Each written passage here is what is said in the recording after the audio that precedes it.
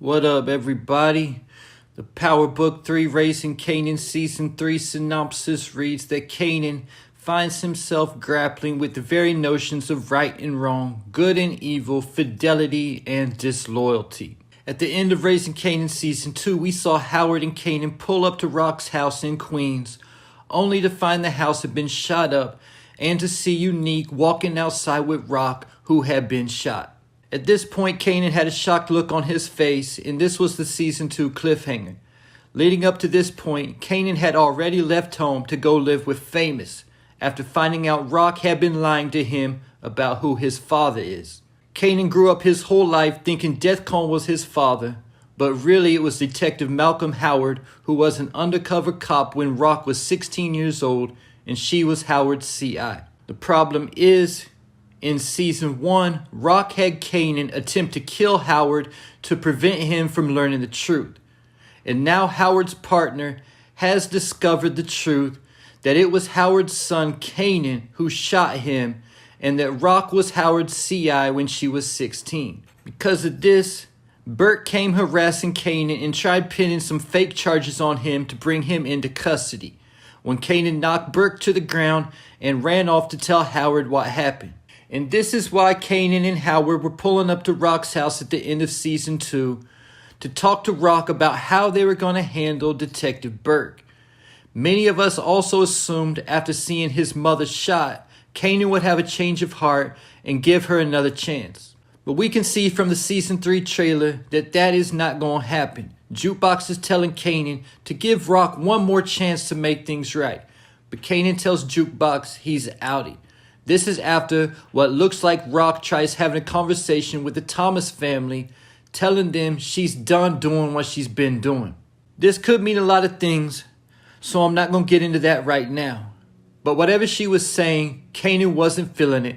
So he stood up and said, "So you think me and you are just supposed to be cool now?"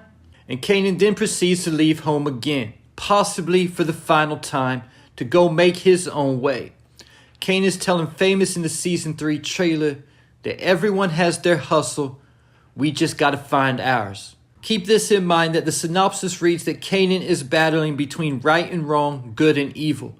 So it looks like at least getting started into the game, Kanan is going to avoid the evils of the crack game and get into the weed game instead. Because the Season 2 trailer shows Kanan establishing his own crew and they're not moving crack or even coke, they're selling bags of weed.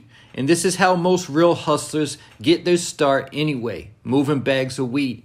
I know that's how I got my start into the game. And the difference between the weed game and the crack game is night and day, especially when it comes to good and evil, right and wrong. Because we know that crack or any other hard drugs we're selling is going to ruin people's lives.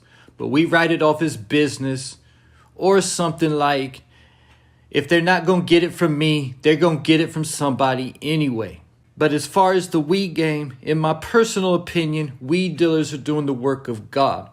Either though the weed game, especially in the 90s when it was still illegal in all 50 states, does have some of the same perils of the dope game, jackboys, cops, snitches, just on a much lower level. Also keep in mind Unique's final conversation with his boy Warrell before he was killed. They were talking about the crack game and how it's getting played out because the baseheads are the joke of the neighborhood and the joke of the younger generation. The Season 3 trailer also shows Unique's brother Ronnie Mathis stepping to Kanan and asking him if he works for Neek. So Unique might end up being Kanan's plug in the weed game and use Kanan to be his distro, working with the young kids at school and in the neighborhood. Getting me to the big question, will Ghost and Tommy be a part of Kanan's crew in Season 3? My answer is, I believe they will be. First off, because we are getting to the point in the storyline where the stories we heard from Power aren't going to line up with Raising Kanan if they are not introduced. Because in Power we heard stories about Ghost, how he was always walking around with a book in his hand, but he was nice with a piece though. And that Ghost was the meanest little kid that Kanan ever met. Then there's also the story that Kanan told Tariq, that him, Ghost, and Tommy were selling crack 1,000 miles per hour down the streets. And Ghost wasn't trying to outrun the cops. He just made sure he outran Kanan and Tommy. But that will be a little bit further down the line. The key clue that Ghost and Tommy will be introduced this season is the fact that Kanan is about to get into the weed game for a season before graduating to crack. With that said, we have to go back to a conversation that Tommy had with Diamond on Force Season 1. The two were talking about their first experiences in the game, and Tommy told Diamond that he had a bag of ditch weed in his pocket, just happy to be amongst the number. So if Tommy started off selling weed, most likely that's also how Ghost got his start in the game. There was also the scene from Power Season 5 when Ghost, Tommy, Tasha, and Angela met up at their old school, and Tommy pulled out a bag of weed that he had stashed away up in the school somewhere. We also know that Ghost and Tommy aren't the only characters who need to be introduced to make the stories told in Power make sense. There also needs to be the introduction of Breeze, making me ask the question, who will be introduced first, Breeze or Ghost and Tommy? It seems like Ghost and Tommy will be introduced first as part of Kanan's crew. Then Breeze would be someone who Kanan meets later on, who puts him onto the dope game. Unless Breeze is already a character we've seen who recreates himself like Famous or Unique. But we know that Kanan's time spent in the weed game won't be too long before he realizes the real money is in the evil of the dope game. First, when cooking crack, you can practically double your weight, meaning doubling your profit or allowing you to sell at cheaper prices to get more business. And even with coke, you can cut that to make more also.